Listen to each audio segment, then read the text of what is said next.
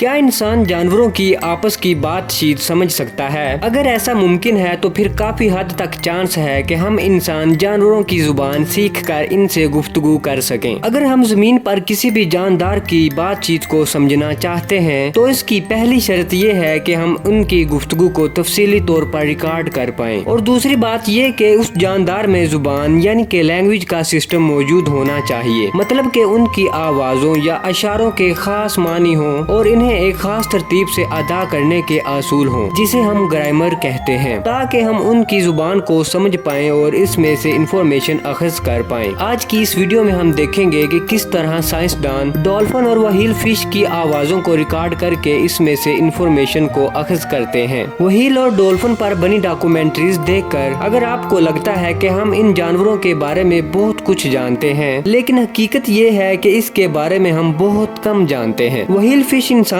से बहुत मुख्तलिफ जानवर है। हमें इनकी आपस की कम्युनिकेशन को सुनना और ये समझने की कोशिश करना कि व्हेल अपनी जिंदगी कैसे गुजारते हैं। बहुत से साइंसदान व्हेल की कम्युनिकेशन को समझने की कोशिश कर रहे हैं, लेकिन चूंकि व्हेल फिश गहरे समुद्रों में रहती है, इनकी हरकत और सकनात को करीब से रिकॉर्ड करना इंतहाई मुश्किल काम है, क्योंकि गहरे समुद्रों में बहुत ज्यादा अंधेरा होता है। व्हेल और डॉल्फिन आवाजों और सीटियों के जरिए एक दूसरे से बातचीत करते हैं। इनकी आवाजों को रिकॉर्ड करना जिस कदर दुश्वार काम है, उससे कहीं ज्यादा दुश्वार उनकी रिकॉर्डिंग को समझना और उसमें से इंफॉर्मेशन अखज़ करना है। अब रोबोट्स और मसनूई ज़हानत से साइंटिस्ट्स को कुछ उम्मीद हुई है कि शायद हम उनकी बातचीत को समझ पाएंगे, क्योंकि रोबोट्स गहरे पानी में लंबे अरसे तक रह सकते हैं, जबकि इंसान ये काम नहीं कर सकते। चंद साल पहले तक हम समुद्रों में माइक्रोफोन्स नहीं ले जा सकते थे, क्योंकि आम माइक्रोफोन पानी में काम नहीं करते। इसलिए हमें खास वाटर प्रूफ माइक्रोफोन बनाना पड़ते हैं, जिन्हें हम हाइड्रोफोन कहते हैं। फिर ऐसे हाइड्रोफोन को कश्ती में डालकर किसी व्हेल फिश के पास जाकर पानी में डाला जाता था और कश्ती का इंजन ऑफ कर दिया जाता था, ताकि इसके शोर से व्हेल की आवाज दब ना जाए। इस दौरान अगर तूफान आ जाए या फिर टीम के किसी मेंबर को सी सिकनेस हो जाए, उल्टियां आने लगे या फिर व्हेल अपना रास्ता बदल ले, तो सारे दिन की मेहनत जाया हो जाती थी। लेकिन अब हमारे पास ऐसी रिकॉर्डिंग डिवाइसेस मौजूद हैं जो व्हेल के जिस्म पर नस्ब की जाती हैं। कई डिवाइसेस में तो एक से ज्यादा माइक्रोफोन्स लगे होते हैं, ताकि अगर बहुत सी व्हेल एक दूसरे से कम्युनिकेशन कर रही हैं तो उनकी आवाजों में फर्क किया जा सके। इन डिवाइसेस को ड्रोन्स के जरिए दूर दराज के इलाकों में समुद्रों में उतारा जाता है। ये माइक्रोफोन समुद्रों में सालों साल तक दिन रात रिकॉर्डिंग करते हैं और इस कदर इंफॉर्मेशन इकट्ठी करते हैं जिन्हें माजी में तस्वुर करना भी मुश्किल हो जाता था। साइंसदानों ने रोबोटिक मछलियां भी बना ली हैं जो व्हेल के कबीले के साथ साथ चलती रहती हैं और इन्हें डिस्टर्ब किए बगैर इनकी आवाजें रिकॉर्ड कर सकती हैं। ये रोबोट खुद कार होते हैं और अपने आप को जहाजों और दूसरी मछलियों के हमले से बचा सकती हैं और साथ ही साथ मुसलसल रिकॉर्डिंग भी जारी रखती हैं। मछलियों की आवाजों का तजिया करना। इस वक्त हम व्हेल और डॉल्फिन की आवाजों का बहुत सारा डाटाबेस इकट्ठा कर चुके हैं, जिसमें हर रोज मजीद डाटा शामिल किया जा रहा है। इस बहुत बड़े डाटा सेट के तजिए से हमें बहुत सारी इंफॉर्मेशन हासिल हुई है जो हैरत अंगेज है। मिसाल के तौर पर अब हम जानते हैं कि हर डॉल्फिन का एक खास नाम होता है जो एक मखसूस सीटी की सूरत में अदा किया जाता है, यानी हर डॉल्फिन की एक सिग्नेचर विजल होती है जो वो डॉल्फिन बचपन में सीखती है और इसी सीटी को उम्र भर अपनी शनाख्त करवाने के लिए इस्तेमाल करती है। दो डॉल्फिन अगर कई दहाइयों के बाद भी मिलें तो एक दूसरे की सिग्नेचर विजल को याद रखती हैं और एक दूसरे को फौरन पहचान लेती हैं, लेकिन एक दूसरे के नाम याद रखना तो डॉल्फिन की जहानत का सिर्फ आगाज है। व्हेल और डॉल्फिन के मुख्तलिफ कबीलों की अलग अलग जुबान होती है, जिसे हम लहजे या डायलेक्ट्स कहते हैं। डॉल्फिन और व्हेल की जिंदगी में आवाज का एक अहम किरदार होता है। माँ अपने बच्चों को सीटियों के जरिए शिकार करना और जिंदगी गुजारने के तौर तरीके सिखाती है। इन रिकॉर्डिंग से ये भी ज़ाहिर होता है कि बाज़ औक़ात डॉल्फिन दूसरे जानवरों की आवाजों की और आपस में एक दूसरे की नकल भी उतारती है।